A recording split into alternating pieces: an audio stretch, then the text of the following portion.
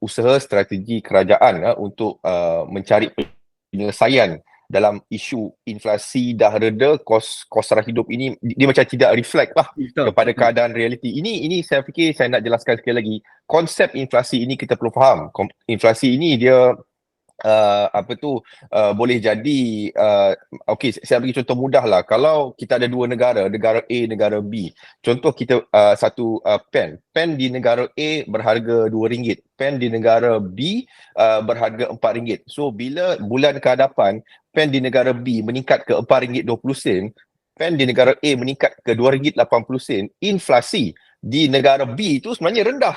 Tapi kos sara hidup dia masih tinggi berbanding dengan negara A tadi. Ini kita perlu faham isu kos sara hidup ini sebenarnya dia berbeza dengan inflasi sebab kos sara hidup ini menyebabkan kenaikan barang itu yang sudah pun naik, dan ini yang kita alami sekarang. Dan pen tadi tu kita boleh lihat barang-barang asas sekarang ini seperti ialah beras, telur, ayam, sekarang ni pula gula. Jadi ini yang saya fikir perlu dilihat, dan kalau saya nak jawab secara yang saya kata kita boleh kata dalam kadar segera, tingkatkan gaji penjawat awam, tingkatkan gaji seperti Encik Yuzra sebut tadi, gaji minimum kita boleh tingkatkan, dan kita memang boleh tunjukkan apa bentuk dasar gaji progresif itu, sebab dasar gaji progresif ini sudah pun disebut berkali-kali di dalam kerangka ekonomi madani, di dalam kajian separuh penggal, dan inilah masanya untuk kerajaan detail out apakah itu dasar gaji progresif dan bagaimana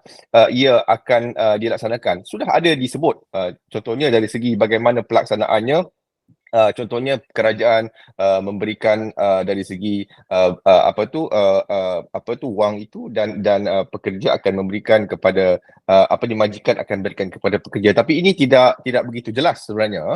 Dan saya fikir ini yang perlu ada satu penjelasan yang lebih detail bagaimana ia dapat memastikan bahawa pendapatan rakyat dapat ditingkatkan dari segi kuasa beli, kerana ini